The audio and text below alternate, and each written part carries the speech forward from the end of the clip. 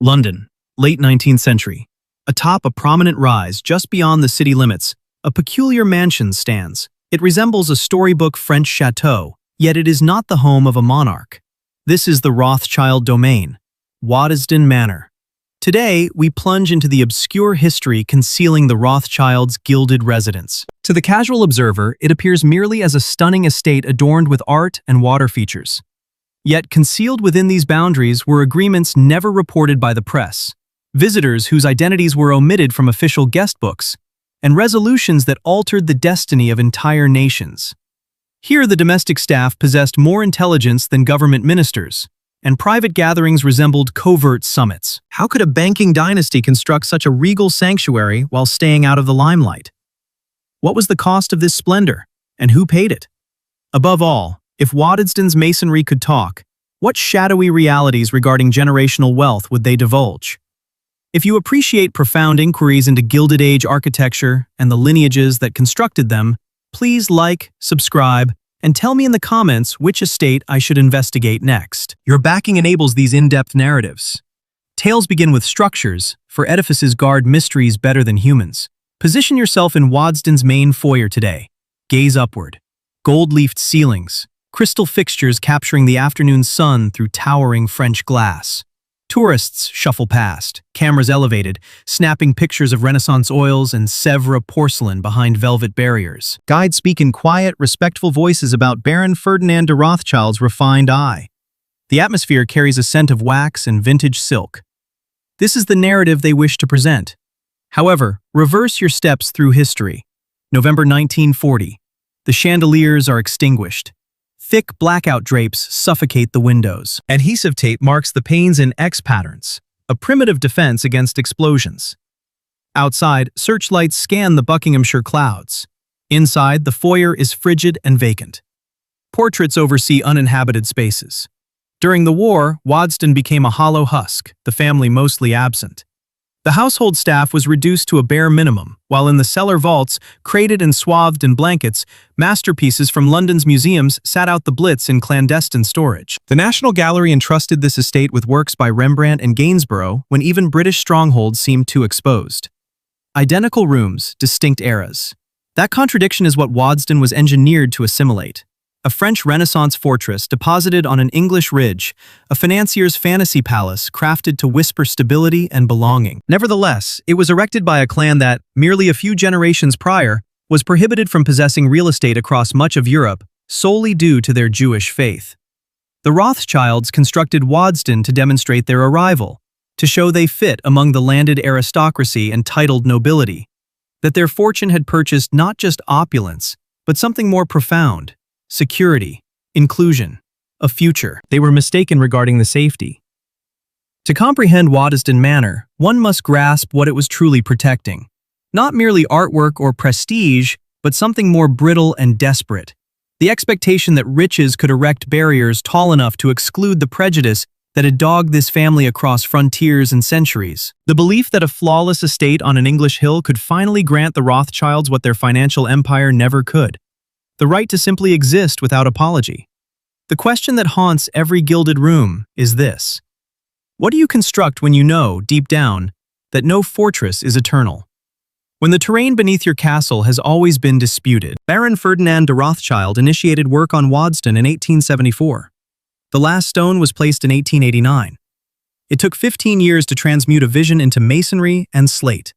A French palace in the British pastoral landscape, designed to host princes and prime ministers, filled with art that kings envied, encircled by gardens that reshaped the terrain itself. But even as the house climbed skyward, the foundations of the world beneath it were shaky. This is not a tale about a mansion. It is a story about what people build when they are trying to prove they deserve to be here. About the bargains struck between outsiders and the establishment. About servants who kept the machinery running while their employers entertained the powerful upstairs. About the gap between the glittering facade and the darker calculations behind closed doors.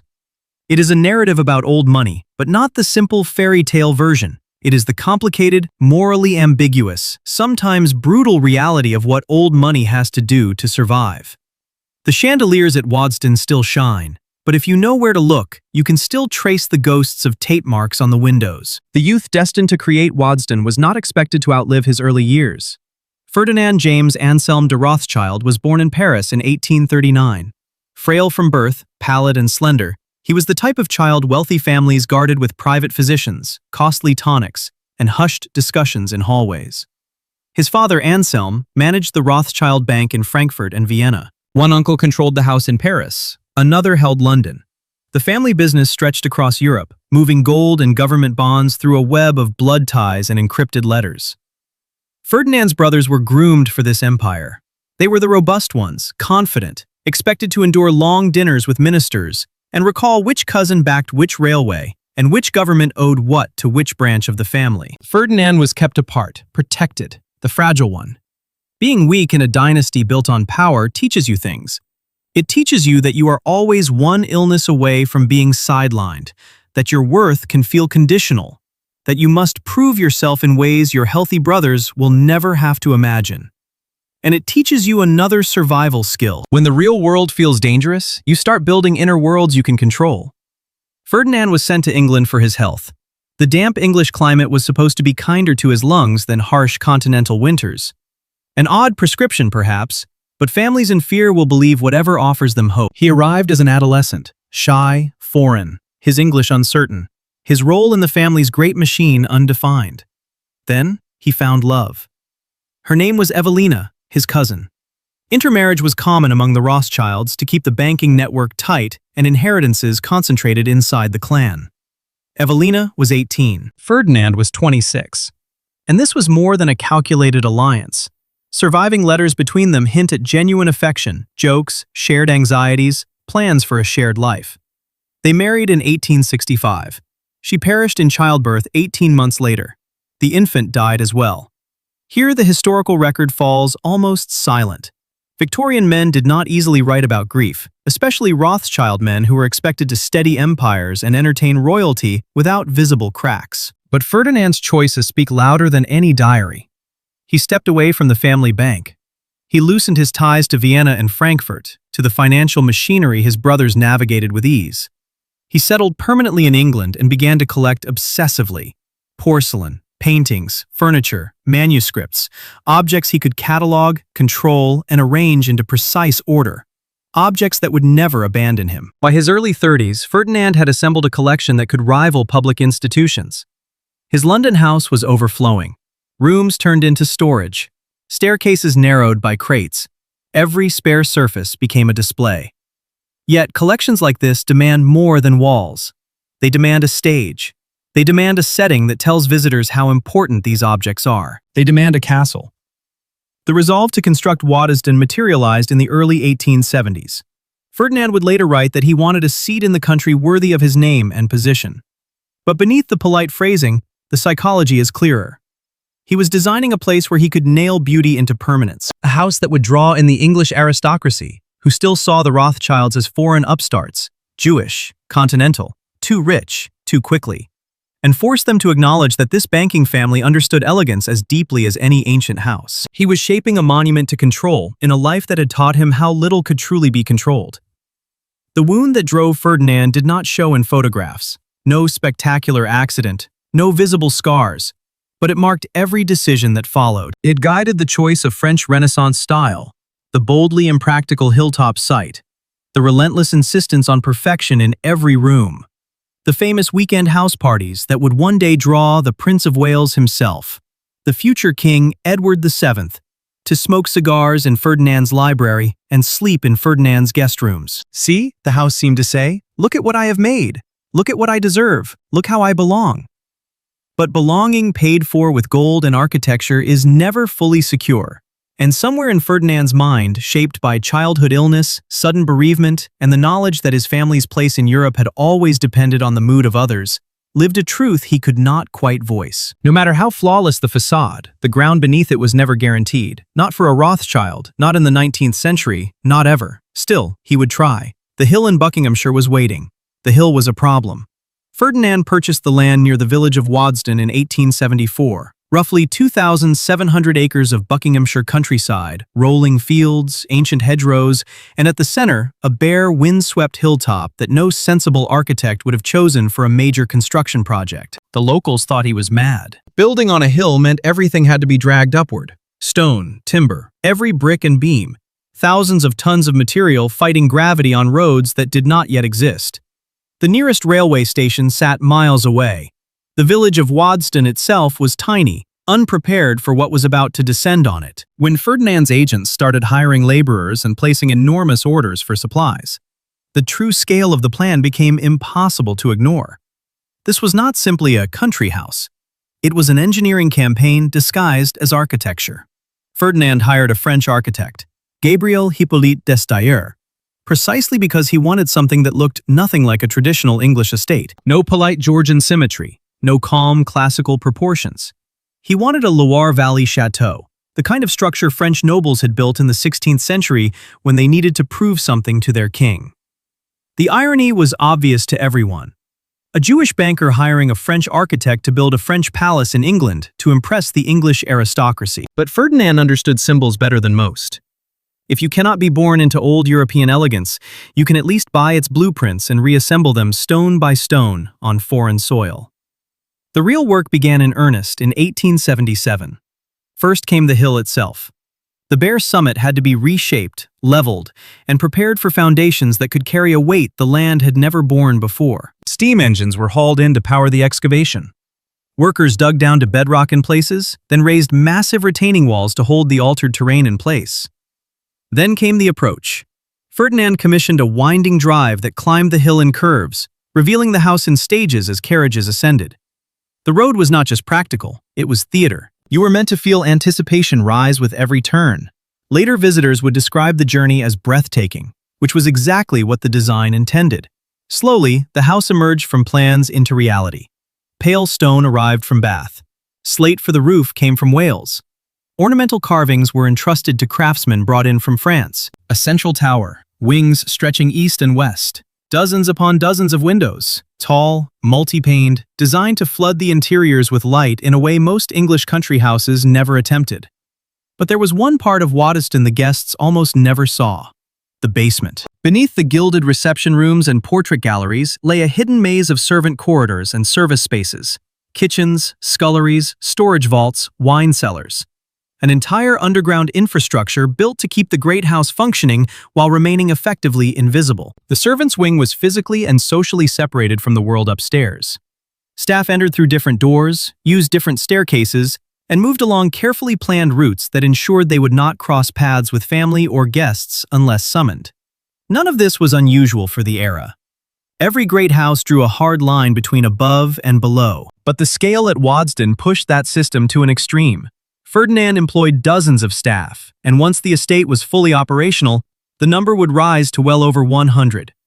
Each person had a defined role: footmen, maids, cooks, grooms, gardeners, and each understood that the effortless magic upstairs, the perfectly timed courses, the blazing fires, the spotless rooms, depended on them staying out of sight. The house was designed to broadcast taste and refinement.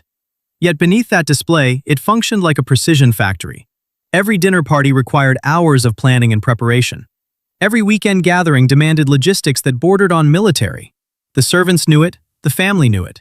The guests pretended not to. This was the bargain of old money architecture. You built something beautiful enough to argue that you belonged, and you built it on the labor of people who would never be allowed to belong in the rooms they maintained. By 1883, the main structure was complete. Ferdinand moved in before the interiors were entirely finished, unable or unwilling to wait any longer. The French palace on the English hilltop was no longer a vision on paper. It was stone and glass and slate, visible for miles, dominating the landscape exactly as Ferdinand had imagined. The locals stopped calling him mad. They started calling him barren. But the performance was only beginning. A house is just a shell without the people who animate it, and Ferdinand was about to invite the most powerful figures in England to see with their own eyes what a Rothschild could build. The house was ready. Now it had to perform. Ferdinand understood that Waddesdon was not simply a residence. It was a stage, and the production he was mounting needed the right audience. Not just wealthy acquaintances, not just fellow bankers or distant cousins. He needed the people whose presence would confirm everything the house was built to say. He needed royalty. The Prince of Wales, Albert Edward, the future King Edward VII, first visited Waddesdon in the 1880s. The exact date blurs in the historical record, but the meaning was unmistakable. The heir to the British throne, sleeping under a Rothschild roof, eating at a Rothschild table, smoking Rothschild cigars in a smoking room created with moments like this in mind. This looked like acceptance, or at least the costume of it. The weekend house parties at Waddesdon quickly became famous. Invitations were hunted, compared, bragged about. Guests arrived in private railway carriages at the local station, then transferred into Ferdinand's own carriages for the final ascent. The climb up the winding drive was choreographed to build tension, trees opening to framed glimpses of stone and towers, the chateau revealing itself piece by piece, swelling with every turn until it dominated the horizon. Inside, every detail had been engineered for effect. Electric lighting, still a novelty in many English homes, poured warm light over the reception rooms. An advanced heating system kept the building comfortable even in deep winter. Hot water waited in guest bedrooms, a luxury some older aristocratic houses still did not manage consistently. Ferdinand had studied what the British elite prized and then met it with something a little more polished, a little more modern, a little more impressive. The weekend rhythm settled into a pattern. Friday arrivals and polite introductions. Saturday shooting parties across the estate. Ferdinand had ensured the grounds were well stocked with game birds for exactly this purpose. Afternoon tea in the drawing rooms. Dinners that could stretch to 12 courses, each dish served with quiet precision. Afterward, the traditional separation. Men drifting to the smoking room, women to the drawing room, before the groups came together again for cards, music, or conversation that ran late into the night. But the important work rarely happened at the dining table. It took shape in corners, in low-voiced exchanges between courses, in the library after midnight, when most guests had gone upstairs, and a small circle of men remained with brandy glasses in hand, murmuring about government loans, colonial railways, and concessions in countries most people could not even point to on a map. Ferdinand did not officially transform these weekend gatherings into banking summits. He had withdrawn from daily financial operations, yet he remained a Rothschild. His siblings and cousins still directed the family firms in London, Paris, Vienna, and beyond. When government ministers required capital for national infrastructure, when investors sought dependable intelligence on foreign markets, or when sensitive negotiations demanded secrecy, those necessities did not evaporate at Waddesdon's threshold. They merely relocated to more private quarters. Introductions could be facilitated, contacts shared. Confidence was constructed slowly over cigars, meticulously curated menus, and the tacit realization that any man capable of erecting Waddesdon was connected to substantial wealth. The British nobility arrived. They lauded the cuisine. They appreciated the masterpieces. They were amazed by the modern amenities. Then they departed and cracked jokes. The satirical publication Punch released merciless caricatures.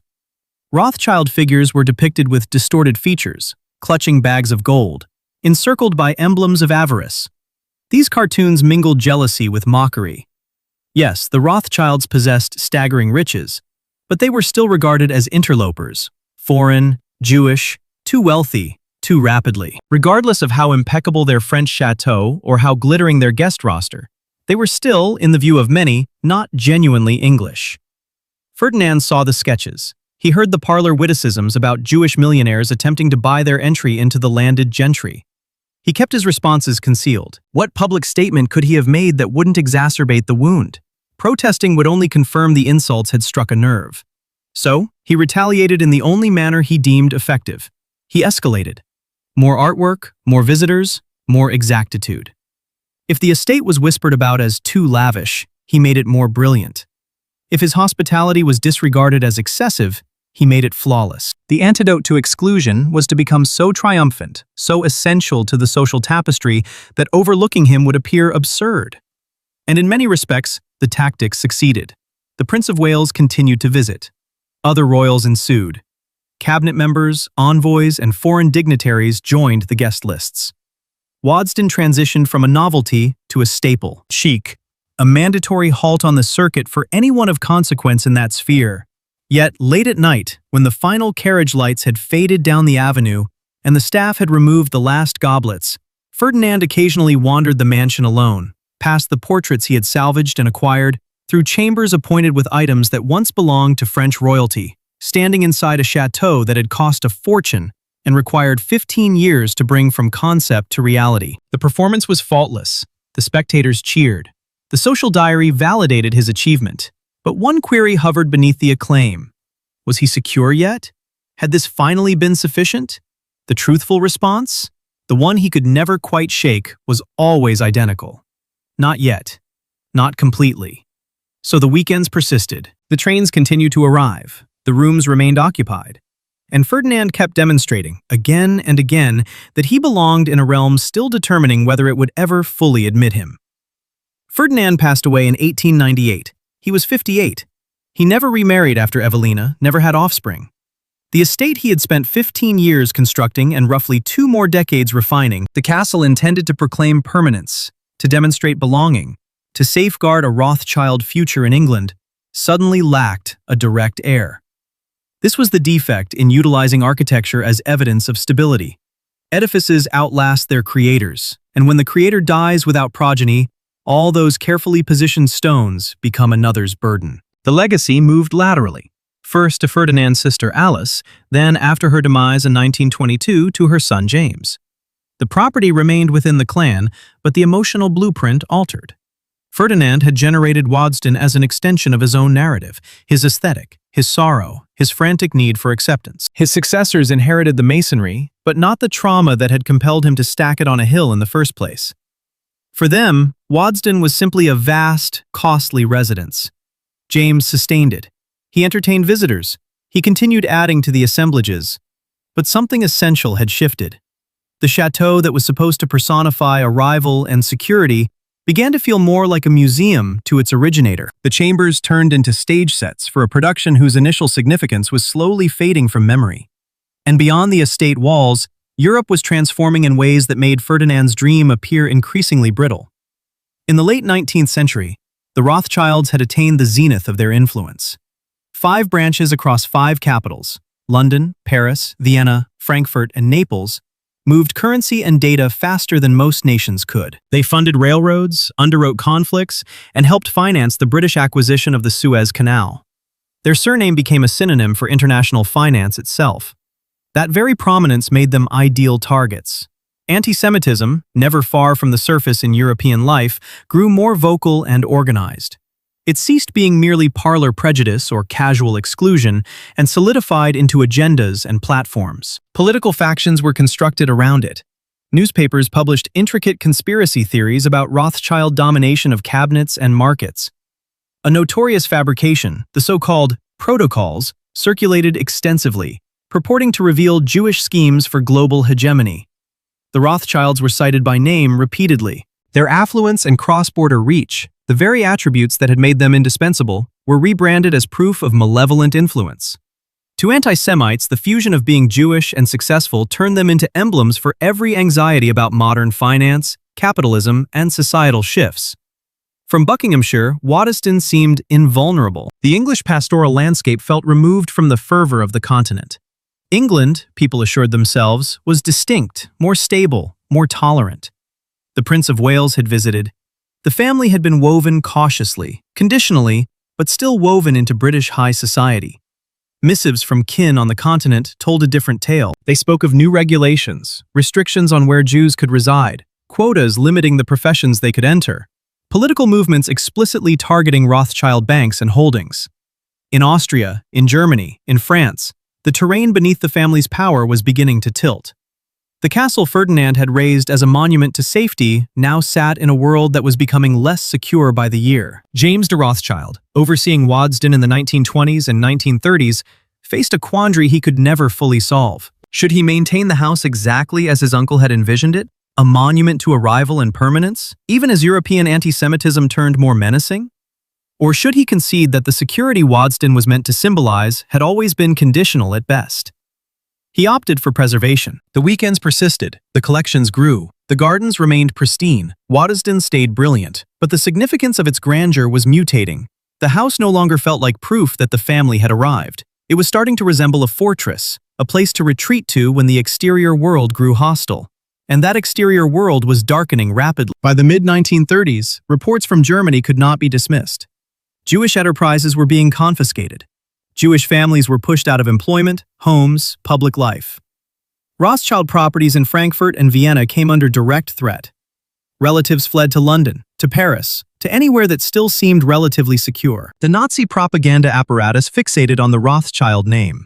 State-produced posters and broadcasts depicted them as the invisible architects of international finance, the alleged puppet masters behind governments and conflicts. Conspiracy theory turned into official doctrine, and now it was backed by the full machinery of a modern state. Police, courts, bureaucracy, army, all aimed at dismantling exactly the kind of networked power and security the Rothschilds had spent generations constructing. Waddesdon still stood. The paths were still precisely trimmed. The art still glittered behind glass. From a distance, nothing had changed. But the house on the hill was beginning to feel less like an answer and more like a query. What do you do with a castle when the ground beneath it starts to shift? The reply would arrive soon enough. First, the world had to fracture completely. The clouds accumulating over Europe in the late 1930s were not merely metaphorical. They were real storm fronts rolling from east to west, and Waddesdon, exposed on its hilltop, lay directly in their path. Comprehending why Waddesdon mattered means understanding what the Rothschilds actually did. Most people think of them as simply wealthy bankers, a convenient tag. But the engine behind their fortune, how it was generated, how it moved, what it paid for, was far more complex and far more consequential than that phrase suggests. The system originated with 5 brothers in the early 19th century. Their father, Mayor Amschel Rothschild, managed a modest but ambitious banking house in Frankfurt. As his sons reached adulthood, he did something uncommon. He dispersed them across Europe. Nathan went to London, James to Paris, Solomon to Vienna, Karl to Naples. Amschel remained in Frankfurt. 5 brothers, 5 cities. 5 banking houses that behaved not as competitors, but as a single organism. The true innovation was not just currency, it was communication. Before telegraphs and telephones, information traveled at the speed of horses and ships. The Rothschilds built their own courier network, trusted riders carrying encrypted letters between the 5 branches, often moving faster than official post, faster than diplomatic channels. They heard about political crises, military campaigns, and market shocks before almost anyone else. Intelligence in their hands became profit. When Napoleon was defeated at Waterloo in 1815, Nathan Rothschild in London knew before the British government did. His messengers arrived first. He used that lead to position himself in the bond market and made enormous gains. Later storytellers turned this into legend. Some claim he staged dramatic trades to deceive the market. Others say he simply moved quickly on accurate information. The exact choreography is still debated. What is clear is that the Rothschilds emerged from the Napoleonic Wars as the dominant banking family in Europe. They lent to governments, not through conquest or looting, but through bonds and loans. When Britain needed money to wage war or build railways, Rothschild funds filled the void. When France had to pay war reparations, the family structured the payments. When new states emerged and needed capital to establish ministries and armies, it was often a Rothschild office that took the initial meeting. That made them indispensable. It also painted a target on their backs because the network did not swear allegiance to any single flag. It financed British railway expansion, French government borrowing, Austrian industrial schemes. It moved capital wherever opportunity existed. The loyalty was to the family system, which floated above borders in peacetime. This was brilliant. Money flowing between London and Paris and Vienna. Contracts negotiated between cousins. Profits accumulating across the network. In wartime, those same cousins found themselves on opposite sides of the battlefield. The family's footprint was everywhere. Neutrality was impossible to explain and dangerous to admit. Waddesdon sat inside this structure as one node among many, not as a formal bank branch. Ferdinand had stepped back from daily finance, but as a safe, polished space where power could gather. Ministers, investors, and foreign envoys could be entertained far from parliamentary debates or newspaper offices.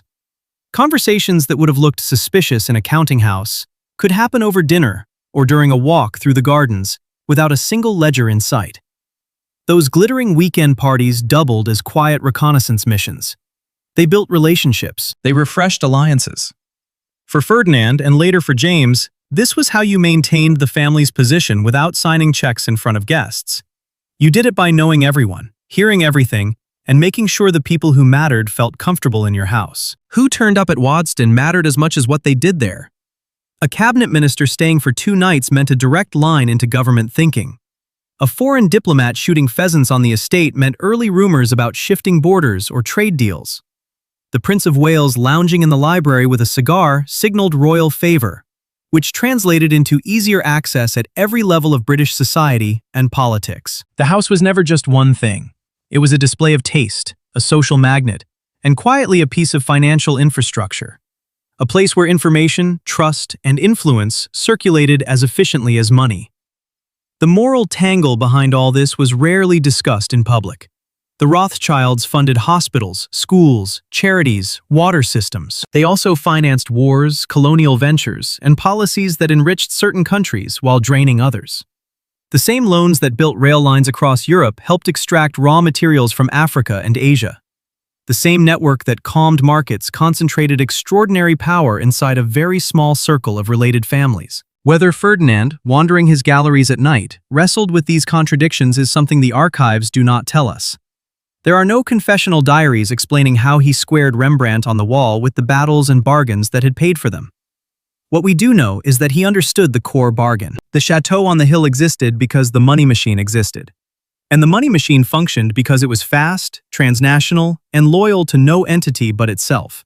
This was old money in one of its purest forms, not the fairy tale of a lone genius getting rich through sheer effort, though the Rothschilds were undeniably sharp and relentless, but wealth built through a system that lived above nation-states, capital that moved faster than laws could catch it. Power that answered first to family interest, and only distantly, if at all, to public oversight. Waddesdon was beautiful. The gardens were precise and theatrical. The art was museum quality. Guests remember the glow of chandeliers, the sweep of staircases, the perfect symmetry of flower beds. But beneath the surface, a tougher question lingered in every polished reflection. What had all this beauty cost, and who exactly had paid the price? The guests saw perfection. The servants made it possible. A day at Waddesdon began long before the family woke. 4:30 in the morning, 5 at the latest. The house had to be fully awake and functioning before anyone upstairs opened their eyes. Kitchen maids lit the coal ranges, massive iron beasts that heated the ovens and the water for an entire day's cooking. Scullery maids hauled buckets despite Waddesdon's modern plumbing. The house had running water, which was a luxury, but the kitchen still depended on constant manual labor. Housemaids moved through the reception rooms, cleaning grates, laying fresh fires, dusting furniture that had been dusted yesterday and would be dusted again tomorrow. The butler oversaw it all. At Waddesdon, his position carried real authority. He managed the male staff, footmen, under-butlers, hall boys. He controlled the wine cellar, one of the finest private collections in England. He choreographed service for dinners that might seat 20 guests across a long sequence of courses. Below stairs, his word was law. The housekeeper held equivalent power over the women. She directed the housemaids, ladies' maids, and laundry workers. She kept linen inventories, inspected bedrooms, checked that every surface shone. Her standards were unforgiving. A streak on a mirror, a crease in a bedsheet, dust in a corner, any of these could mean dismissal. This was not Ferdinand's personal cruelty. It was simply how great houses functioned. Servants were expected to be invisible and flawless. The two demands reinforced each other. To stay unseen, you had to do your work so precisely that no one ever noticed you doing it. The social stratification within the service wing was inflexible. At the apex stood the butler and the housekeeper. Directly beneath them were the valets and ladies' maids, those entrusted with clothing the family and their visitors, managing personal effects, and curating wardrobes. Beneath this tier were the footmen and housemaids. Lower still lay the kitchen brigade. And at the absolute bottom were the scullery maids and hall boys, adolescents performing the grimiest labor for the most meager wages. Every individual understood their station. Transgressing these boundaries invited repercussions. Staff meals were consumed in shifts within the servants' hall, a cavernous space in the cellar. Even here, rank dictated protocol. Senior staff, the butler, housekeeper, and personal attendants, dined separately from the others. They enjoyed superior rations, served on finer china, at a table where conversation was permitted. Junior staff ate more rapidly, spoke less, and returned immediately to their duties. A network of bells governed activity like a mechanical central nervous system. Every significant room on the upper levels possessed a bell pull. When one was tugged, a corresponding chime rang out in the service corridor below. Wires and springs threaded through the masonry, linking the two realms. Each bell possessed a distinct pitch. Veteran employees could discern the summoning room by tone alone. When a chime sounded, someone mobilized instantly. The family and their guests were not kept waiting. The true sentiments of the staff regarding their masters are only partially discernible. A handful of letters remain, along with a few diaries and sporadic notations in household accounts. Assembled, they reveal a complex tableau. By the standards of the era, the Rothschilds were generous payers, offering better compensation than many noble households. The labor was grueling, and the hours protracted, but the wages were competitive and usually punctual. Some employees remained for decades, implying they found the circumstances tolerable, perhaps even superior to factory toil or service in harsher establishments. Nevertheless, the consciousness of difference never vanished. The Rothschilds were foreign and Jewish. The staff realized this influenced how the external world viewed their employers and, by extension, how it viewed them for serving in a Rothschild residence. Some derived pride from the association. Employment at Waddesdon meant working at one of England's premier estates. The Prince of Wales slumbered in beds they prepared. Cabinet ministers consumed dishes they transported. That reflected prestige carried weight, even if it was vicarious and conditional. Others felt more conflicted. Correspondence from former employees found in archives depicts the family as reasonably kind or just, yet also exacting and fastidious. The inference is evident. This was employment, not kinship. The connection was transactional. Deference existed, but it flowed primarily upward. And beneath it all lay a fundamental power asymmetry. A servant could be terminated for nearly any infraction: an error, a grievance, a dispute with a supervisor. Discharge meant the immediate forfeiture of income and shelter. Most resided on the estate, and worst of all, it meant the loss of a reference. Without a sterling character testimony, securing another post was nearly impossible. The Rothschilds were not known as tyrants. By most reports, they treated their workforce better than many of their peers. However, benevolence from a position of absolute dominance remains a form of control.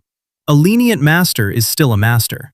The workforce at Waddesdon kept the entire apparatus functioning. They sustained the mirage that affluence and beauty occurred naturally, that hearths ignited themselves and 12-course banquets materialized without planning or perspiration. They facilitated Ferdinand's performance of assimilation and later James's performance of continuity. They did all this realizing that, however vital their labor, they would never dine in the grand hall above, never sit and read in the library, never possess anything remotely resembling the artifacts they dusted and buffed daily. That was the agreement. That was how old money functioned, not merely as hoarded capital, but as hoarded invisible exertion. Other people's effort embedded in the walls and then erased from the narrative. The mansion still stands. The service bells still hang in the subterranean corridors, mute now, part of the museum exhibits. But once, they rang incessantly, and whenever they did, someone sprinted. The servants knew their rank in the hierarchy. The Rothschilds knew theirs as well. It was simply less clearly demarcated.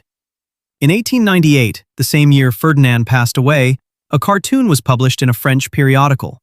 It depicted a grotesque figure with exaggerated traits. A hooked nose and clawed hands clutching a globe labeled World Finance. The caption identified it simply as Rothschild. This was not anomalous. Such caricatures appeared frequently across Europe, in Germany, Austria, France, and England. The specifics varied slightly. Sometimes the figure grasped money sacks, sometimes puppet strings attached to diminutive politicians, sometimes both simultaneously. But the message never wavered. The Rothschilds were portrayed as sinister, inhuman forces covertly manipulating global events. These were not clandestine leaflets. They ran in mainstream broadsheets, in popular magazines vended on street corners, in political tracts distributed in parliaments. Anti-Semitism was casual, normalized, woven into the fabric of daily public life. And yet, the Prince of Wales continued to visit Waddesdon. Queen Victoria had attended Rothschild nuptials. The family held titles: Baron Ferdinand, Baron Lionel, Baron Nathaniel, granted by the British Crown and other European sovereigns. They were on guest lists for state functions. Their endowments funded infirmaries, schools, and parks. Buildings in London and Paris bore their name. This was the paradox. The Rothschilds existed inside a contradiction. simultaneously essential and reviled, welcomed and ridiculed, powerful and exposed. The British aristocracy personified that inconsistency perfectly. They attended Waddesdon's galas, they extolled the collections, they turned to Rothschild banks when their own estates required bailing out. Some even wed Rothschild daughters when the dowries were substantial enough to repair their finances. And then they returned home and jested about it. The language was often coded. Memoirs and correspondence referred to our Israelite friends. Descriptions of Rothschild interiors mentioned Oriental taste. Compliments on hospitality came with subtle caveats. This was not quite English style, not quite the same as a weekend with the Duke of Devonshire. The Rothschilds heard every word. They were too astute, too connected not to. Ferdinand read the journals. He saw the cartoons. He received missives from kin on the continent describing worsening street assaults, boycotts, new regulations restricting Jewish commerce, and political campaigns constructed entirely on hostility toward Jewish affluence. His response was to build more grandly, to refine further, to render Waddesdon so magnificent it could not be dismissed. If they were going to sneer regardless, let them sneer at a Renaissance château, brimming with masterpieces their own families had been compelled to sell to liquidate debts. This was defensive architecture. Not merely stone ramparts and turrets, but taste and sophistication honed into a shield against bigotry. Every flawless banquet was a demonstration. Every royal visit was another piece of evidence. See, the house seemed to insist. Look at what we have established. Look how thoroughly we comprehend your world. Look how we fit in. But belonging purchased through perfection is draining. Because once perfection becomes the price of admission, it must be sustained perpetually. One scandal, one error, one moment of appearing too Jewish or too foreign or too aggressively rich in the wrong setting, and the fragile acceptance could shatter. The Rothschilds could not afford to be merely competent. They had to be exceptional in every dimension. Their residences had to be more imposing, their festivities more polished, their philanthropy more conspicuous, their business transactions more discreet. Any failure seemed to validate what the cartoons already asserted, that they were interlopers playing dress-up as aristocrats. That pressure permeated everything, into the obsessive attention to detail at Waddesdon, into the meticulously curated guest lists, into the political donations distributed across parties so that whoever won elections, someone at the summit would feel beholden to the family. It fed into the strategy of marrying within the clan, keeping capital and influence tightly sequestered, and into the disciplined silence whenever a new caricature emerged. Never complain, never explain, never fuel the fire. It was a survival tactic, wearing the mask of effortless achievement. And it succeeded, to a point. The family retained its power. Waddesdon retained its luster. The banking network kept humming. Underneath, however, was a constant realization that none of it was guaranteed, that invitations could evaporate, that honors could be rescinded, that the foundations beneath the castle were conditional in a way they were not for families whose names stretched back to the Doomsday Book. The English aristocracy traced their lineages to knights who had crossed the Channel with William the Conqueror in 1066. The Rothschild narrative ran through Frankfurt's Jewish ghetto, streets where Jews had been locked in at night, restricted in trade, and treated as permanent outsiders by statute. Ferdinand had been gone less than a generation, but the family carried that memory like a second spine. It shaped their instincts, their defensive posture, their relentless need for control and polish. History had instructed them that safety was always transient, that being adored and loathed simultaneously was standard, that one could own a palace and still not fully own one's place in the nations surrounding it. The caricatures kept appearing, the invitations kept arriving, and the Rothschilds kept walking the same impossible tightrope. Visible enough to matter, not so visible as to become the perfect enemy. Wealthy enough to be respected, not so ostentatiously rich that resentment boiled over. Jewish enough to remain themselves, not so openly Jewish that Christian society turned its back. It was a balance no one could maintain indefinitely. And then the world fractured. The precarious equilibrium collapsed in August 1914. When war erupted across Europe, the Rothschild banking network, designed to float above borders and built on blood ties between capitals, suddenly became impossible to operate as it had before. Nations demanded unequivocal loyalty. You were British, or German, or French, or Austrian. You could not be all of them simultaneously. The family had branches in London, Paris, Vienna, and Frankfurt. Cousins who had collaborated for decades awoke to find themselves on opposing sides of the same conflict. The London Rothschilds were now British. The Vienna and Frankfurt Rothschilds belonged to the Central Powers. The Paris Rothschilds were French. The same family, different uniforms, different flags. This created scenarios with no favorable solutions. Lionel Walter Rothschild, Ferdinand's nephew, was a British subject with close relatives in Germany. In public, he supported the British war effort without hesitation. At the same time, some of his cousins saw their businesses labeled enemy assets, not because of anything they had done, but because of where they resided. What does one do when one's own family is officially the adversary? The pragmatic answer was, you cease communication. The London house severed formal contact with Vienna and Frankfurt. Commercial ties that had functioned smoothly for nearly a century were suspended or quietly dissolved. The family network, which had once been their greatest competitive advantage, mutated into a liability. Each branch now had to prove allegiance to its own government, and the simplest way to do that was to act as if the others did not exist. Beneath that, a deeper fissure was forming. War tore into the illusion of security that places like Waddesdon had been constructed to project. The estate itself lay far from any front line. Buckinghamshire would not witness German troops. No trenches were excavated through Ferdinand's parks. No shells detonated on his towers. But the war still arrived, carried by the men who departed and did not return. Waddesdon's staff was decimated. Footmen and hall boys enlisted. Gardeners signed up. The under-butler, the second footman, 3 of the stable hands, all affixed their signatures at recruiting offices and went to France. Some returned with injuries. Some returned in caskets. Some never returned at all. Their names are chiseled into the estate's war memorial, erected after the fighting ceased. A simple stone, the list carved in alphabetical order. No segregation between servants and family.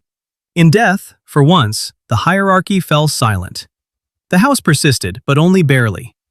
James D. Rothschild, who had inherited Waddesdon from his mother Alice, enlisted personally. He served with distinction, was wounded, then returned to duty. While he was away, the château sat mostly vacant. A skeleton crew kept it alive in slow motion. Fires lit, basic maintenance performed, waiting for a version of the world that would never fully return. The damage to the wider Rothschild web was far more severe. The Vienna branch, once among the most potent, was battered by the collapse of Austria-Hungary. Properties were confiscated, assets frozen or devalued to nothing. The Frankfurt house faced similar strain inside a defeated Germany. What had taken 100 years to assemble fractured along sharp national lines that had barely existed when the system was first established. And under all this lay a brutal realization. Money could not insulate anyone from industrialized slaughter. The Rothschilds had financed railways and governments. They had underwritten national debts, built palaces, purchased masterpieces. They had entertained princes and prime ministers beneath ceilings painted in gold. None of that mattered to machine guns and high-explosive shells. When millions of men were mobilized to kill and be killed, no chateau on a hill could guarantee that its staff or its owners would be spared. Ferdinand's dream of security through success looked increasingly frail. You could build the perfect house on an English hill, fill it with beauty and hand-picked guests, prove over and over that you had taste and status and a claim to belong. And then war arrived, and boys who had polished your silver died in French mud, and your family's transnational business was ripped apart along battle lines. And all that perfection revealed how little it could actually control. The moral complexity of the family's position became harder to ignore. The Rothschilds had helped issue the bonds that funded the war on multiple sides: British war loans, French government borrowing, post-war reconstruction issues. They earned fees and interest from the mechanisms of conflict, even as those same mechanisms destroyed people they knew. They were not alone in this. Most major banks did the same. But the Rothschild name made them a convenient target. During and after the war, anti-Semitic propagandists claimed Jewish financiers had caused the conflict. Old caricatures grew sharper. New posters and pamphlets pushed even wilder narratives. The Rothschilds were accused of profiting from Christian bloodshed, of manipulating cabinets into war purely for gain. Some accusations landed close to an uncomfortable truth, though not in the way the agitators meant. The family did profit from war finance. So did British banks, German banks, French banks. The difference was that when Christian-owned banks earned money from war, it could be framed as patriotic service. When Jewish-owned banks did the same, it was supposedly proof of a hidden conspiracy. When James returned to Waddesdon after 1918, he found a house that was both unchanged and completely transformed. The walls were still standing. The collections were still in place. The gardens could be coaxed back into perfect order. But the staff was thinner. The atmosphere was heavier. The parties resumed, but they now carried a different undertone. Less certainty, less belief that the world could be bent into shape through charm, precision, and performance. The memorial to the dead servants stood out in the grounds, a quiet, stubborn reminder that the château had failed its deepest promise. It had been built to symbolize protection, safety, distance from chaos.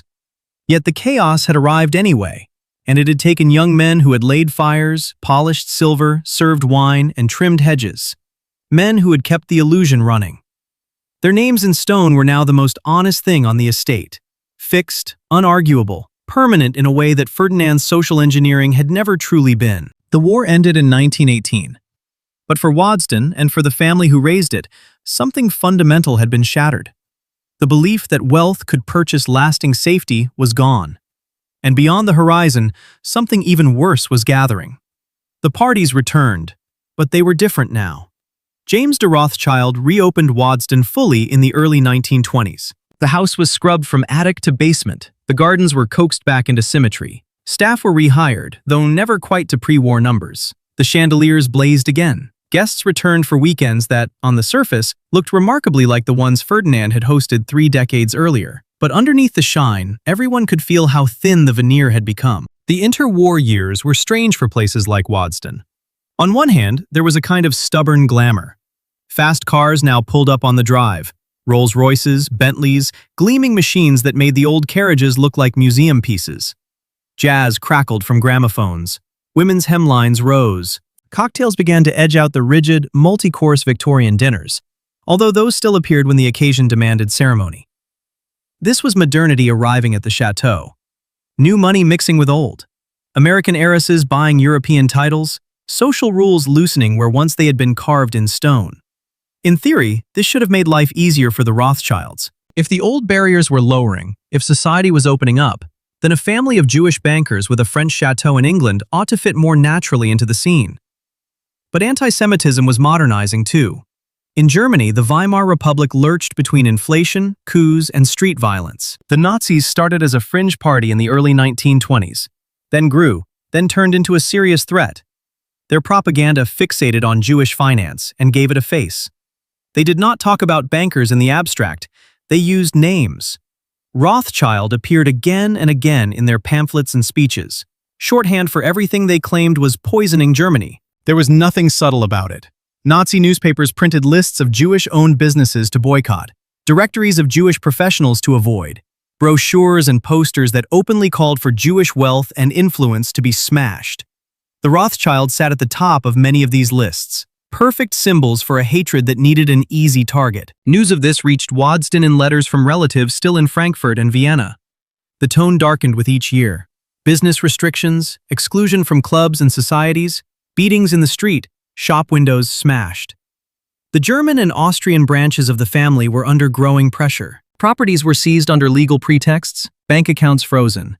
The machinery of the state was being turned step by step against Jewish money. James read these letters in the Waddesdon Library, the same room where Ferdinand had once entertained the Prince of Wales, where ministers had talked policy over brandy and cigars, where the illusion of rock-solid security had been carefully curated. That illusion was cracking across the continent. In France, where another major branch of the family operated, the situation looked different but was hardly comfortable. French anti-Semitism had its own flavor, less overtly violent than what was developing in Germany, but persistent and deeply rooted. The Dreyfus affair of the 1890s had already shown how quickly accusations against a single Jewish officer could tear the country apart. The Paris Rothschilds carried on, maintaining their bank and their social position, but they did so with increasing caution. England still felt safer. British anti-Semitism certainly existed. The drawing room jokes, the club doors that stayed closed, the casual slights had never vanished. But it did not yet have the systematized, state-driven brutality that was forming in Germany and Austria. British Jews faced prejudice and glass ceilings, not organized elimination. Waddesdon began to function more and more as a refuge. Family members came from France, from Austria, from Germany, cousins whose businesses had been undermined. relatives who had been pushed out of positions or harassed in the streets. The house that Ferdinand built to prove that Rothschilds belonged in European high society now doubled as a safe house for relatives being told loudly and officially that they did not belong anywhere. The gatherings took on a double life. On weekends with British guests, everything looked normal. Guns on the peg in the morning, shooting parties in the fields, formal dinners, conversation flowing under the chandeliers. The full performance of aristocratic leisure stayed in place. On quieter weeks, when only family were present, the mood shifted. Conversations in the same drawing rooms turned to escape routes and deadlines. What to do with the Frankfurt house? Whether to pull out of Vienna entirely? How to move vulnerable relatives to London or Paris before borders tightened further? James tried to keep both worlds going. The public Waddesdon, elegant, generous, plugged into British politics and culture. And the private Waddesdon, an operations room for a family under pressure, drawing up survival plans in spaces designed for entertainment. The art collection Ferdinand had assembled with such care now carried a second meaning. These were no longer only beautiful things to hang on walls and place on pedestals. They were condensed, portable wealth. Assets that could be moved quickly, hidden if necessary, or sold to fund escape. Paintings started to travel quietly to London vaults, to Paris storerooms, where they might be safer than on the walls of houses under threat. By the mid-1930s, no one could pretend not to see what was happening in Germany. Hitler was in power. The Nuremberg laws stripped Jews of citizenship and rights. The Frankfurt Rothschild Bank, the home branch where Meyer Amschel had once lent coins from a small house, was forced to close. That ancestral house was seized. Then came November 1938. Letters and cables arrived at Waddesdon describing Kristallnacht. Synagogues burning, Jewish shops smashed and looted, men dragged from their homes and beaten in the streets. It was not random fury. It was coordinated, state-directed violence. James convened a family meeting at Waddesdon in late 1938. The agenda was brutally simple. Survival. How to get remaining relatives out of Germany and Austria. How to protect what assets could still be moved. How to keep the still functioning parts of the banking empire alive, while accepting that some branches would have to be abandoned. The chateau sitting on its English hill felt both sheltered and exposed. Geographically, it was far from the worst of the violence, but symbolically, it was exactly the sort of place fascists loved to point at. Visible Jewish wealth built to project influence. The very features that had made Waddesdon a triumph now made it a perfect target in any narrative about Jewish power. The splendor of the estate remained undimmed. The hedges were still trimmed into exacting geometric shapes. The fountains flowed, and the masterpieces gleamed behind their glass barriers. Yet this elegance rested on precarious ground. Everyone could feel the fractures, even if the depth of the fissures was not yet visible. By 1939, the question was no longer if conflict would engulf Europe again, but rather what and who would remain standing when the dust settled. Ferdinand had constructed Waddesdon to endure for eternity, to cement a sense of permanence, and to demonstrate that the Rothschilds belonged in Europe just as much as any lineage with a coat of arms older than the printing press. Roughly 60 years later, the continent was preparing to destroy itself once more. This time, the Rothschilds were not merely convenient caricatures in political cartoons. They were explicitly designated as enemies. The lights at Waddesdon were about to be extinguished, and nobody could guarantee they would ever be rekindled. The blackout regulations arrived in September 1939. Heavy drapes were hung over every window at the manor. Tape was stretched across the glass in crosshatch designs to minimize shattering from blasts. The chandeliers, which had once symbolized Ferdinand's triumph over the night, blazing with electric brilliance while neighboring villages still used gas, went dark. The mansion became a phantom of its former self. James de Rothschild enlisted in the military once more, despite being in his 40s. He had fought in the First World War, suffered wounds, and returned. Now he was repeating the cycle. The family's London residence was shuttered, making Waddesdon their primary sanctuary, though it was now a stripped-down, hollow shell of its past glory. Most of the staff had departed, having enlisted or been conscripted into factories that now churned out munitions rather than peacetime goods. The skeleton crew that remained maintained only the essentials, preventing damp from rotting the walls and keeping the grounds from total collapse. The formal gardens were largely neglected. The greenhouses, which once nurtured exotic blooms for Ferdinand's weekend gatherings, were converted to vegetable production. It was a pragmatic shift, but also a symbolic one. The house, built to display refinement, now focused on sheer survival. Then came a quiet appeal from the British government. The National Gallery in London required secure storage, as German bombing raids threatened the capital's museums. Priceless paintings and sculptures needed relocation to sites that were dry, stable, and defensible. Waddesdon, with its thick masonry, strong rooms, and distance from the city, was ideal. In 1940, the crates arrived, carefully packed canvases and sculptures wrapped in protective casings, including works by Rembrandt, Gainsborough, and Reynolds. These pieces, defining British cultural identity, were hidden in the cellars of a home built by Jewish immigrants to prove they understood European culture as well as anyone. The irony was lost on no one. The estate transformed into a strange hybrid. Part vacant palace, part military staging ground, troops were occasionally billeted on the land, and part secret vault for the national collection. The grand entrance hall, where Ferdinand had once welcomed princes, now housed stacked boxes marked with inventory codes instead of guests in evening wear. Meanwhile, across the channel, the family's darkest nightmares were materializing. The Paris Rothschild mansion was seized by the Nazis in 1940, following the fall of France.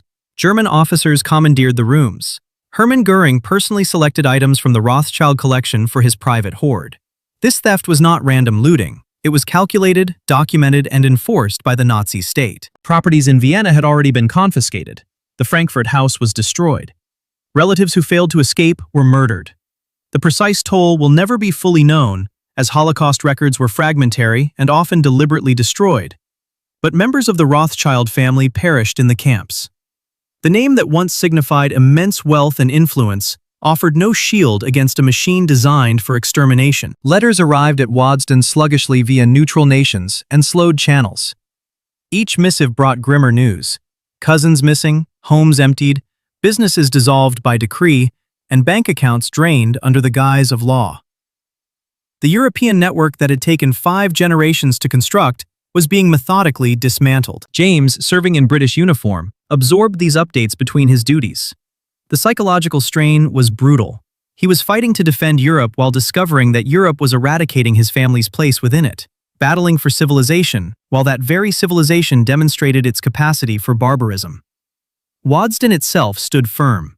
The roof remained intact, the walls held. The art stored in its basement survived without injury. However, the world it embodied, the belief that money, aesthetics, and careful social choreography could ensure lasting security, had evaporated. Some Rothschilds who fled to England found shelter at Waddesdon during the war, refugees in a house their own kin had built to announce their arrival. The château finally became what it had always threatened to be, not a symbol of acceptance, but an actual fortress, not a statement of belonging, but a hiding place. The local village witnessed the war differently, through ration books, air raid sirens, and blackouts, with sons and brothers away at the front. Yet they also watched Waddesdon change. The grand estate that had seemed detached from ordinary existence was now part of the national emergency. The Rothschilds, long whispered about as foreign and suspect, were suddenly visible on the same side as the common people. This did not erase centuries of anti-Semitism, but it complicated the narrative.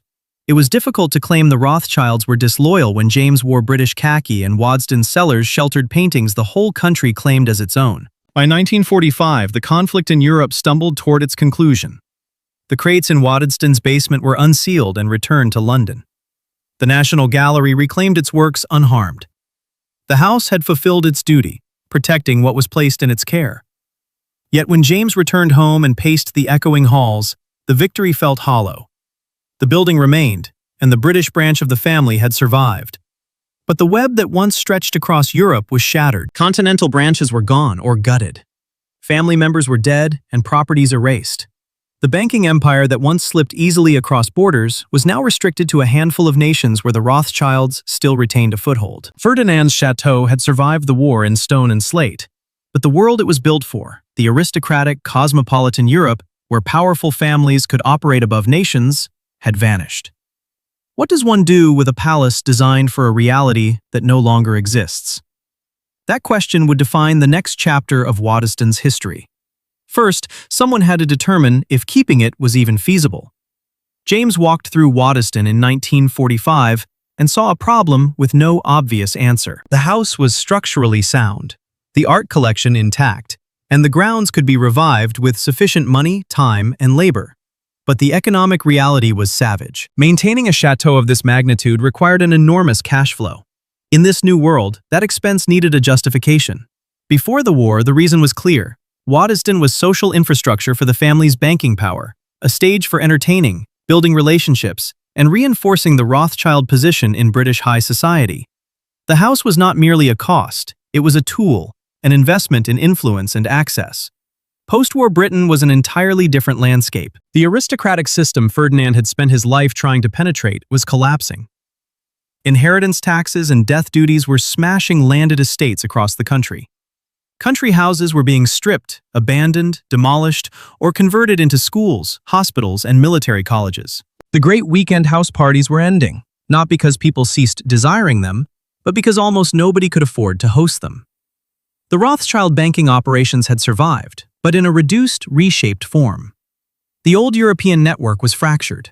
The necessity for a grand English estate to impress continental cousins and clients had largely disappeared. Many of those cousins were dead or scattered, and clients were now dealing with new institutions in a fresh financial order. On paper, James had obvious options. He could sell Waddesdon, find a buyer willing to shoulder the maintenance, break up or auction the collection, turn the house over to an institution, and walk away. Other families in similar positions were doing exactly that every month. But there was someone who could not accept that answer. Dorothy de Rothschild, James's wife, saw something else when she looked at Waddesdon. She understood that it was more than a beautiful, expensive burden. It was a document in stone and wood, a record of a specific moment in European history, and a monument to what a Jewish banking family had built and what it had survived. It was evidence of extraordinary success and, simultaneously, of deep vulnerability. To simply sell it off or let it decay felt like tearing out a chapter of history. Yet, keeping it as a private family home felt increasingly unrealistic. The solution they moved toward was radical for its era. Collaborate with the National Trust, a British organization created to preserve places of historic importance, and shift Waddesdon from private palace to public heritage. This was not a simple act of charity. The negotiations were detailed and rigorous. The family would retain certain rights and a voice in operations. The house would be preserved to agreed standards. The core of the art collection would remain together on site.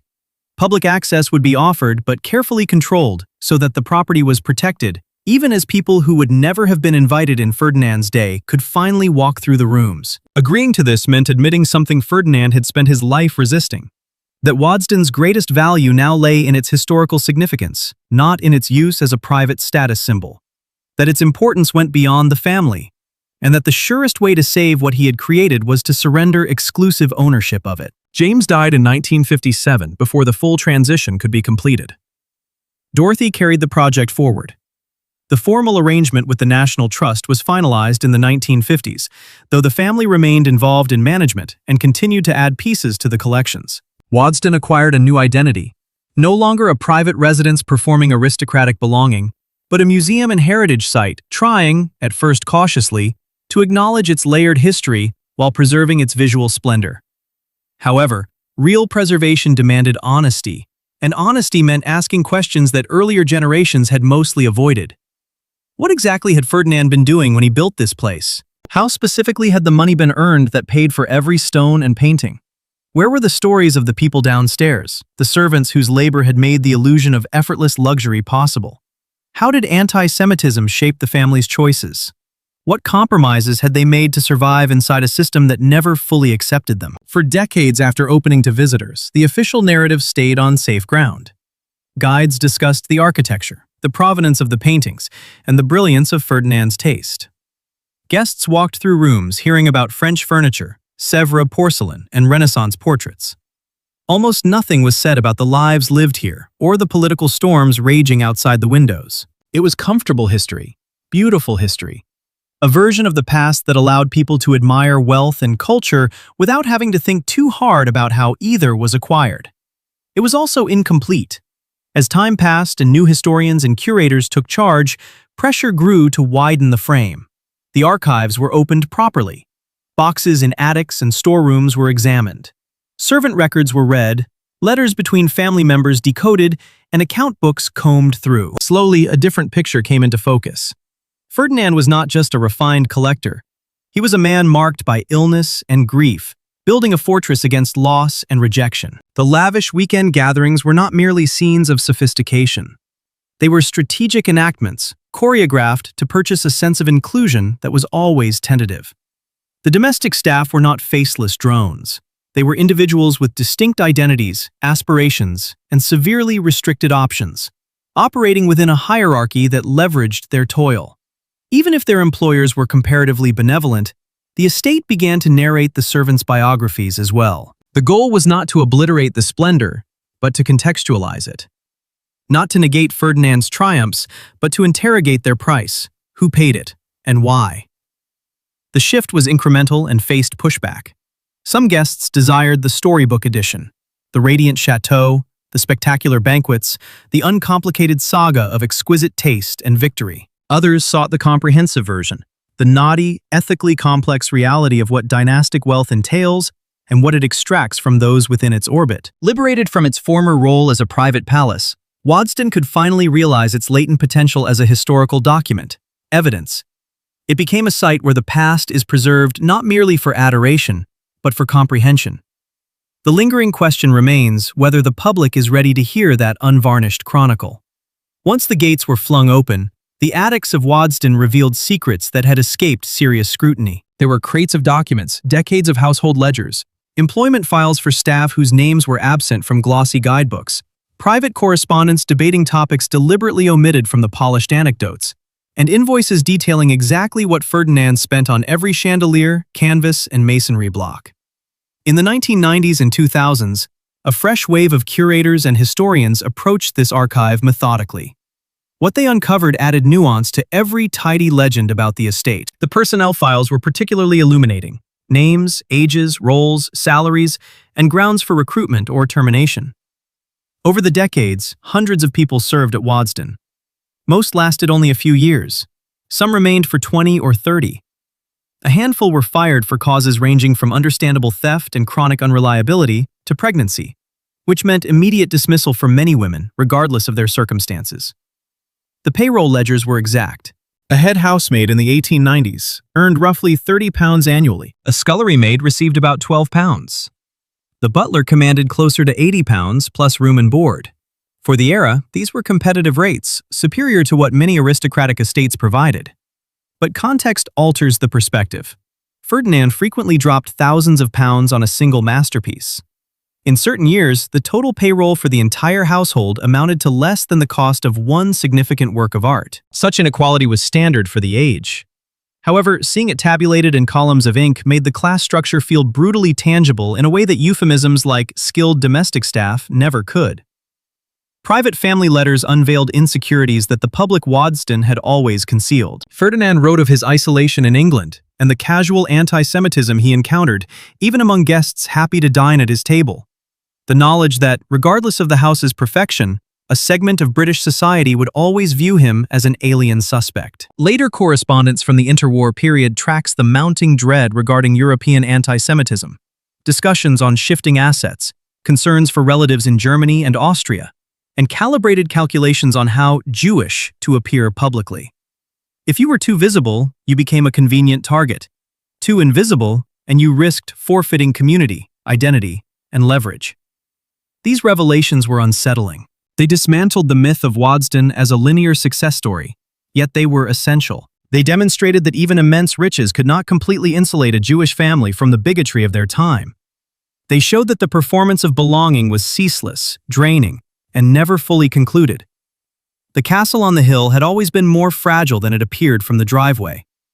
Curators now faced a dilemma: maintain the sanitized, beautiful house, impeccable taste narrative, or weave these harder truths into tours and exhibitions. They chose to expand the scope gradually, carefully, but deliberately. New interpretive panels appeared, naming and describing the servants who kept the machinery running. Exhibitions explored Ferdinand's experience as a Jewish immigrant in Victorian England. Tours addressed the family's wartime reality frankly, positioning them as both targets of Nazi persecution and contributors to Britain's war effort.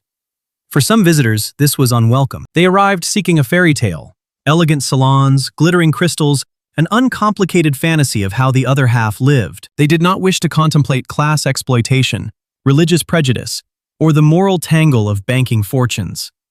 Others reacted very differently. Younger visitors, in particular, resonated with the honesty. They appreciated that the house was not pretending, that it acknowledged the labor of the staff, that it named the prejudice Ferdinand faced, and that it dared to ask what all this beauty cost and who ultimately paid the bill. Waddesdon began collaborating with scholars whose topics it had once avoided. Labor historians studying Victorian domestic service, researchers documenting anti-Semitism in Britain, and specialists in the history of wealth, inequality, and old money were invited in. The house opened its archives and solicited difficult inquiries instead of dodging them. Some findings surprised even the curators. Evidence that Ferdinand was more progressive than many peers on certain issues, supporting women's education and funding scholarships. Alongside that sat evidence of the everyday cruelty baked into the system he inhabited. Servants dismissed without references for minor infractions, effectively blacklisted. Lives were overturned by decisions made in a moment by employers who would never witness the consequences. The continuing involvement of the Rothschild family meant these revelations required tact. In an important sense, this was still their story. Yet, to their credit, the family largely supported the more honest approach. They understood that genuine respect comes from telling the whole story, not just the flattering fragments. Dorothy de Rothschild's decision to involve the National Trust had made this evolution possible. Once Waddesdon ceased functioning as a private residence serving current family needs, it was no longer necessary to maintain a flawless social facade. The pressure to use the house as a live status symbol eased. What remained was history, messy, morally ambiguous, and deeply revealing. It is the kind of history that resists simple heroes and villains, showing real people making hard choices inside structures that constrained everyone, but trapped some far more tightly than others. Waddesdon was not alone in this reckoning. Historic houses across Britain were also re-examining their origins, acknowledging the labor that built them, the colonial and financial systems that funded them, and the hierarchies that sustained them. Yet, Waddesdon added layers many other estates lacked: the Jewish narrative, the immigrant experience, and the specific vulnerability of being both extremely wealthy and persistently targeted. The way anti-Semitism and class shaped every decision was evident, even for those with staggering resources. The tours changed, the exhibitions shifted.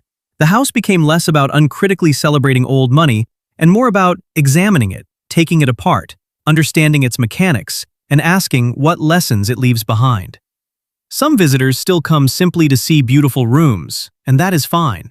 The rooms remain beautiful, but more and more people arrive wanting to know what those rooms signify, what and whom they cost, who built them, who served in them, and what happened to those people when the music stopped. At last, the house is prepared to answer fully, honestly, and without averting its gaze. Enter almost any film about aristocratic wealth, and you will recognize Waddesdon. Not necessarily the literal building, but the template. The long gravel drive cutting through manicured parkland, the slow approach, the sudden reveal of a massive chateau against the sky, tall windows glowing at dusk, and staff in formal uniforms gliding through perfectly staged rooms. It is the instant visual shorthand for what old money is supposed to look like. Waddesdon helped invent that visual language before cinema existed. Once cameras arrived, the pattern Ferdinand created became the pattern everyone copied. Downton Abbey, Brideshead Revisited, Gosford Park, The Crown. Countless period dramas are filmed in English country houses that all feel familiar. Even when they are not shooting at Waddesdon, they are borrowing its mood. French-style facades, sweeping steps, formal terraces, and interiors arranged like a lifestyle catalog for inherited wealth. The look is so entrenched it seems natural, inevitable, as if great fortunes have always expressed themselves in French Renaissance stone, clipped lawns, and silent servants. They have not. This aesthetic was invented carefully by people like Ferdinand who needed to prove a point. The English aristocracy already had its own architectural grammar: Georgian boxes, Palladian villas, and genuinely medieval castles. They did not need to imitate France. Their houses announced lineage, not taste. The architecture said, "We have been here longer than anyone can remember."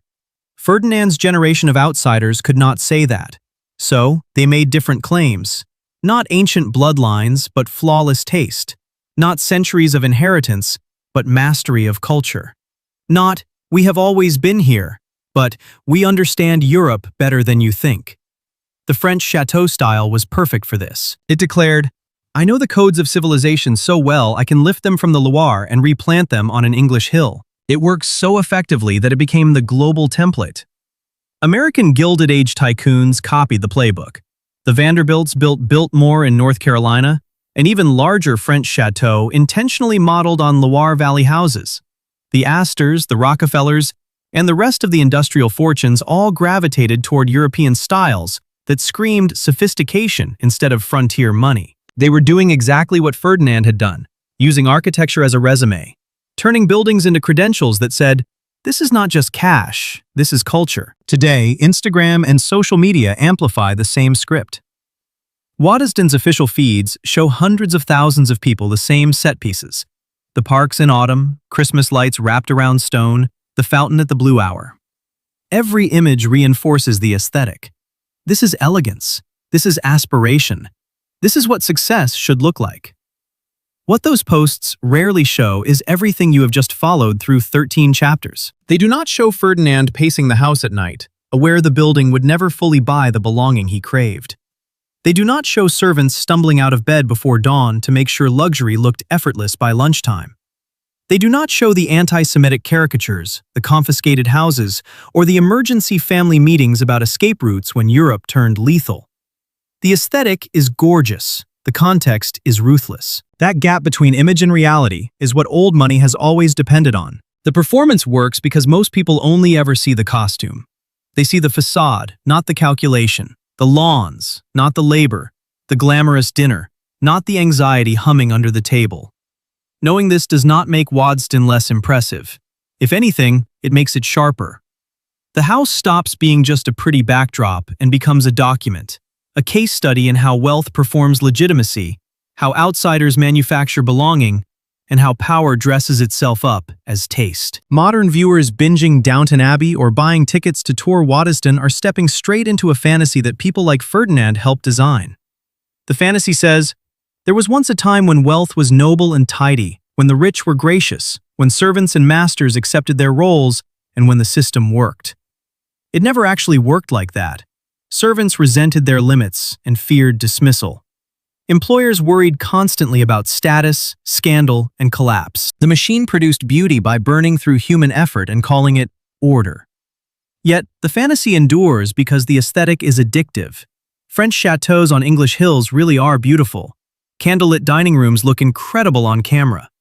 The idea that old money is fundamentally refined and tasteful, rather than what it usually is, which is accumulated power over generations, often built through extractive or morally gray systems, is comforting. Waddesdon throws a question back at you. If you had Ferdinand's resources, what would you build? Another palace begging for approval from people who will never fully accept you? Or something that admits what wealth really is? Something designed to share instead of to dazzle? That question is not hypothetical for anyone with money or ambitions toward it. Social media is full of miniature Waddesdons. Curated interiors, immaculate table settings, and candid photos staged to signal status. The props are cheaper now. Ring lights instead of crystal chandeliers. Rental villas instead of private estates. But the impulse is the same. Perform legitimacy. Prove you belong. Ferdinand wanted to belong so badly he turned a hill into a statement. Waddesdon is still here, still stunning, and still doing its original job of making wealth look like culture. But now we know what sat behind the performance. We have read the ledgers. We have glimpsed the servants' lives. We have seen how vulnerable the family remained even at the height of their power. We have watched the world that gave the house meaning collapse, and watched the mansion survive as evidence instead of fantasy. The mansion helped fix the image of old money in the global imagination. The image is beautiful. The reality is complicated. Beauty does not cancel that complexity. It just makes it a little easier to look away. The visitor pauses at the gates and looks back one more time. What Waddesdon offers now is something Ferdinand never aimed for, but is perhaps more valuable than what he imagined. Not a polished fantasy of perfection, but a clear look at complexity. Not a shrine to old money, but a place to learn what old money actually was and what it did. The house teaches uncomfortable lessons, that wealth does not guarantee safety, that acceptance bought through performance is fragile and exhausting, that beauty usually sits on top of invisible labor. It teaches that systems can exploit people, even when some of the individuals inside them mean well, that you can be powerful and vulnerable at the same time, and that this tension can shape whole eras. But the house also carries a quieter kind of hope. Because Waddesdon did not freeze in the role Ferdinand gave it. And because Dorothy de Rothschild chose preservation over private comfort, we have this record. Curators chose to unlock boxes instead of leaving them to gather dust. Archivists and historians chose to tell stories that go beyond the gilded surface. Stories about servants and refugees, prejudice and endurance, miscalculations and reinventions. That shift points to something important. Inherited wealth and inherited structures do not have to repeat the same patterns forever. They can be reframed, repurposed, and turned from tools of exclusion and display into tools for memory, critique, and understanding. The visitor leaves with a question Ferdinand never had to face in these terms, but we do. What kind of future are we building? One that copies this script? Wealth performing legitimacy, labor staying unseen, beauty smoothing over every rough edge? Or one that takes places like Waddesdon as lessons instead of blueprints? A future that names what things cost and who pays, that tries to create beauty without exploitation, and that treats resources as something to share, not simply to wall off behind stone facades and locked gates. Waddesdon cannot answer that question for us, but it can make the question impossible to ignore. The sun drops below the horizon, the house lights flicker on, electric, still dramatic, still echoing Ferdinand's old victory over literal darkness. Only now, we understand what those lights fall on. Not just staged elegance, but evidence. The full, messy, morally tangled, deeply human story of what people build when they are afraid, what they sacrifice to keep it, and what remains when they are gone. That is the inheritance Waddesdon offers now. Not a fantasy, but a mirror. What we see in it depends entirely on how closely we are willing to look.